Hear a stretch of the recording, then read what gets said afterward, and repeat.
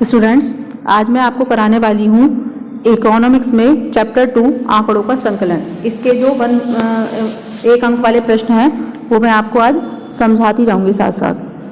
Question number 1 है, आंकड़े से आप क्या समझते हैं? आंकड़े क्या होते हैं? जब हम कोई भी सर्वे करते हैं तो उसके लिए पहले हमें कुछ आंकड़े या डाटा इकट्ठे करने होते हैं, इंग्लिश में बोलते हैं डाटा, तो उनको ही हम आंकड़े बोलते हैं। तो आंकड़ों से तात्पर्य उन संख्यात्मक तथ्यों से है, क्योंकि ये किसी संख्या में होते हैं, डिजिट में होते हैं, तो आंकड़ों से तात्पर्य उन संख्यात्मक तथ्यों से है जो पर्याप्त सीमा तक अनेक प्रकार के कारणों से प्रभावित होते हैं। ये किसी न किसी कारण से जरूर प्रभावित होते हैं। तो जो आंकड़े होते हैं उनसे तात्पर्य क्या है? तो आंकड़ों से तात्पर्य उन संख्यात्मक तथ्यों से है जो हमें न्यूमेरिकल्स में मिलते हैं, तो जो पर्याप्त सीमा तक, किसी न किसी सीमा तक अनेक प्रकार के कारणों से प्रभावित होते हैं। नेक्स्ट है, प्राथमिक आंकड़े का अर्थ बताइए। अब जो आंकड़े होते हैं, डाटा होते हैं, वो 2 टाइप्स के होते हैं, प्राइमरी डाटा और एक होते हैं सेकेंडरी डाटा। तो प्राइमरी मतलब प्राथमिक डाटा कौन से होते हैं? प्राथमिक आंकड़े जो आंकड़े अनुसंधान की क्रिया में प्रथम बार आरंभ से अंत तक बिल्कुल नए सिरे से एकत्रित किए जाते हैं, प्राथमिक आंकड़े कहलाते हैं। जो ये वाले जो आंकड़े होते हैं, इन्हें हमसे पहले किसी ने भी एकत्रित नहीं किया होता है, तो ये प्राइमरी डाटाज होते हैं, प्राथमिक। जैसे कि हम कोई सर्वे कर रहे हैं तो हम अपने पूरी सर्च करेंगे, खोज करेंगे, उसके बाद जब हम ये डाटा निकाल के लाएंगे तो ये होते हैं प्राथमिक आंकड़े। तो ये पहली बार, मतलब जब हम कोई अनुसंधान करते हैं, सर्वे करते हैं, तो उसकी क्रिया में प्रथम बार शुरू से लेकर आखिर तक, आरंभ से अंत तक बिल्कुल हमने नए सिरे से एकत्रित किए होते हैं। ठीक है, तो ये वाले होते हैं प्रारंभिक या प्राथमिक डाटा, मतलब आंकड़े। ठीक है, और एक आंकड़े होते हैं सेकेंडरी। आगे चलते हैं, द्वितीयक आंकड़े से आप, द्वितीयक आंकड़े से क्या अभिप्राय है? द्वितीयक क्या होते हैं कि ये किसी न किसी एजेंसी या संस्था के द्वारा पहले से इकट्ठे किए होते हैं, और अगर हम कोई सर्वे कर रहे होते हैं तो हम सोचते हैं कि हमें ज्यादा परिश्रम ना करना पड़े, तो हम उनसे ले लेते हैं ये डाटा, तो ये होते हैं द्वितीयक। ठीक है, तो सेकेंडरी कौन से होते हैं?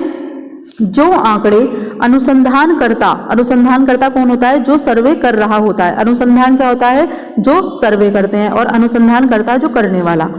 जो आंकड़े अनुसंधानकर्ता स्वयं एकत्रित ना करके, मतलब खुद एकत्रित नहीं कर रहा, उसके लिए खुद प्रयास या मेहनत नहीं कर रहा, किसी अन्य अनुसंधानकर्ता द्वारा एकत्रित आंकड़ों का प्रयोग करता है, मतलब किसी और ने अपने सर्वे के लिए यूज किया है उसी टॉपिक पे, तो हमने सोचा कि हम भी उसके आंकड़ों को यूज कर लेते हैं, है ना। तो किसी अन्य अनुसंधानकर्ता द्वारा एकत्रित आंकड़ों का प्रयोग करता है, तो वे क्या कहलाते हैं? द्वितीयक आंकड़े कहलाते हैं। ठीक है, नेक्स्ट चलते हैं। आई होप आपको समझ आ गया होगा। सांख्यिकी में जनसंख्या का अर्थ लिखो। अब सांख्यिकी जो होती है उसमें जनसंख्या का क्या अर्थ है? सांख्यिकी में किसी विषय से संबंधित सभी मदों के उस समूह को जनसंख्या या समग्र कहा जाता है। समग्र किसे कहा जाता है? कि जैसे हमने कोई भी स्टैटिस्टिक्स में कोई भी डाटा लिया है, तो उसके जो पूरे रूप को क्या कहेंगे? उसे समग्र कहेंगे। ठीक है, जिससे के विषय में जानकारी प्राप्त करनी होती है। मान लीजिए हम क्या करते हैं, हम कभी भी कोई सामान खरीदने जाते हैं, जैसे चावल खरीदने जाते हैं, गेहूं खरीदने जाते हैं, तो हम क्या करते हैं, उसको कुछ सैंपल के रूप में देख लेते हैं, तो वो क्या होता है, उसका समग्र, हमें उसके समग्र की जानकारी हो जाती है। तो इसलिए वो सांख्यिकी में जनसंख्या का अर्थ क्या होता है? सांख्यिकी में किसी विषय से संबंधित सभी मदों के उस समूह को, मतलब जो भी मदे हैं, मतलब उनके समूह को जनसंख्या या समग्र कहा जाता है। ठीक है, जिसके विषय में भी हमें जानकारी प्राप्त करनी होती है, जिस हमें सर्वे करना है, और जिससे भी उस विषय से रिलेटेड जिस भी चीज की हमें जानकारी करनी होगी, तो वो सब क्या होंगी? हमारी मदे होंगी, और उनसे रिलेटेड जितने भी डाटा होंगे वो समग्र होंगे। अब प्रतिदर्श से आप क्या समझते हैं? प्रतिदर्श, जैसा कि मैंने अभी बताया, प्रतिदर्श क्या होता है कि प्रतिदर्श आंकड़ों का एक ऐसा छोटा समूह होता है कि जिसके आधार पर हम पूरे उसका ग्रुप का प्रतिनिधित्व करते हैं। ठीक है, जो किसी समग्र का प्रतिनिधित्व करता है तथा उसी के आधार पर निष्कर्ष निकाले जाते हैं। जैसे कि अभी मैंने आपको बताया, आप बाजार में मान लीजिए चावल या गेहूं खरीदने जाते हैं। ठीक है, तो आपको दुकानदार क्या करता है कि थोड़े से चावल के सैंपल आपको दिखा देता है। ठीक है, तो आप उसके अकॉर्डिंगली आप कह देते हैं कि हाँ जी ये ठीक है, इसी के वाले हमें 5 किलो दे दीजिए। तो आप वो प्रतिदर्श क्या है? हमने सैंपल के रूप में उन्हें देखा और उसके आधार पर हमने निर्णय निकाल लिया या निष्कर्ष ले लिया। तो इसी तरह प्रतिदर्श क्या होता है? हमारा सैंपल होता है ना। प्रतिदर्श आंकड़ों का एक ऐसा समूह होता है, तो जो प्रतिदर्श है वो क्या है? सैंपल है ना। सैंपल किसका, डाटा जो होते हैं, आंकड़ों का एक ऐसा समूह होता है जो किसी समग्र का प्रतिनिधित्व, जो किसी पूरी मतलब पूरी की पूरी उसकी जाति का है ना प्रतिनिधित्व करता है, रिप्रेजेंट करता है, तथा उसी के आधार पर हम क्या कर लेते हैं, रिजल्ट निकाल लेते हैं, निष्कर्ष निकाल देते हैं। NSSO क्या है, तो NSS का इसकी फुल फॉर्म होगी नेशनल सैंपल सर्वे ऑर्गेनाइजेशन, राष्ट्रीय प्रतिदर्श सर्वेक्षण संगठन एक सबसे बड़ा संगठन है जो नियमित सामाजिक आर्थिक सर्वे करते हैं, जो इकोनॉमिक्स के क्षेत्र में जो सर्वे करते हैं, तो वो उसकी ये सबसे बड़ा संगठन है NSSO। तो इसकी एक बार फुल फॉर्म देख लीजिएगा और इसका अर्थ भी। नेक्स्ट है प्रतिदर्श त्रुटियां किसे कहते हैं। प्रतिदर्श मतलब कि मैंने बताया था अभी सैंपल, और उसमें जो त्रुटियां होती हैं वो कौन कैसी होती हैं, किसे कहते हैं। प्रतिदर्श त्रुटियां प्रतिदर्श आकलन तथा समष्टि विशेष के वास्तविक मूल्य के बीच का अंतर प्रकट करती हैं।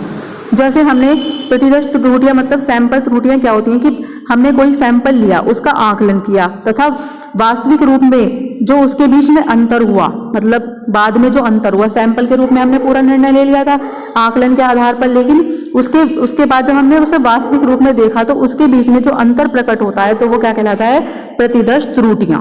ठीक है, आगे है क्वेश्चन नंबर 8, अप्रतिदर्श त्रुटियां क्या होती हैं। अप्रतिदर्श त्रुटियां वे त्रुटियां हैं जो जनगणना विधि तथा प्रतिदर्श विधि द्वारा संकलित आंकड़ों में पाई जाती हैं, जैसे मापन संबंधी त्रुटियां। कई बार क्या होते हैं, अप्रतिदर्श त्रुटियां वो होती हैं जैसे हमने कोई जैसे पॉपुलेशन की हम पॉपुलेशन विधि से गणना कर रहे हैं या सैंपल विधि से गणना कर रहे हैं, तो उनके जो आंकड़ों में कोई अगर गलती पाई जाती है, त्रुटियां पाई जाती हैं, तो वो क्या कहलाती हैं, अप्रतिदर्श त्रुटियां कहलाती हैं। जब हम कोई कैलकुलेशन करते हैं, मापन करते हैं, तो मापन संबंधी त्रुटियां। मान लीजिए एक कक्षा में 10 विद्यार्थी हैं जिनमें से केवल 3 का चुनाव करना है, इसके लिए कितने प्रतिदर्श बनाए जा सकते हैं। एक कक्षा में कितने विद्यार्थी हैं, 10, तो इसके लिए फॉर्मूला क्या है, तो कुल जनसंख्या लिखेंगे पहले, कुल जनसंख्या हमारी कितनी है, 10, ठीक है, और प्रतिदर्श कितने चुनाव करने हैं, हमें 3 करने हैं। देन कुल जनसंख्या माइनस प्रतिदर्श की संख्या, कुल जनसंख्या कितनी थी, 10, और माइनस प्रतिदर्श की संख्या, तो इनको हम क्या करेंगे, आपस में कैलकुलेट करेंगे। देखो नीचे 10 ये हो गया हमारा 10, तो टोटल जनसंख्या हो गई। उसके बाद 3 का हमें प्रतिदर्श का चुनाव करना है, फिर हमें 10 - 3 करना है, ठीक है। तो अब इसकी हम मल्टीप्लाई कर लेंगे, 10 × 9 × 8, ये रिवर्स काउंटिंग में कर लीजिए, चाहे इधर से कर लीजिए, 10 8 7 6 5 4 3 2 1, ठीक है। तो इसकी जब हम कैलकुलेशन कर लेंगे तो हमारा आंसर आ जाएगा इसका 3 6 2 8 8 0 0, ठीक है। इसकी जब आप कैलकुलेशन करेंगे, मल्टीप्लाई करेंगे, 3 2 और 1 इनकी मल्टीप्लाई करेंगे तो क्या आ जाएगा हमारा 6, 3 2 जा 6 और 6 1 जा 6, और 7 6 5 4 3 2 1 इनकी मल्टीप्लाई अगर आप करेंगे तो आएगा आपका आंसर क्या आ जाएगा 5 0 4 0। अब इन दोनों की आपस में कर देंगे हम 5 0 4 0 की, तो इन दोनों की आपस में करके क्या आ जाएगा हमारा आंसर 3 0 2 4 0, और 2 4 0 से इसको हम डिवाइड कर देंगे तो हमारा आंसर आ जाएगा ये वाला 120, ठीक है। तो हम कितने प्रतिदर्श प्राप्त कर सकते हैं, 120। नेक्स्ट है भारत में जनगणना संबंधी आंकड़े कौन प्रस्तुत करता है, तो सेंसस ऑफ इंडिया हमारे जो जनगणना संबंधी आंकड़े हैं वो प्रस्तुत करते हैं। सेंसस ये जो होती है सेंसस ऑफ इंडिया। तो आई होप ये आपको 10 के 10 क्वेश्चन समझ में आ गए होंगे। प्लीज स्टूडेंट्स इन्हें अपनी कॉपी में नोट कीजिए और इन्हें लर्न कीजिए। Thank you.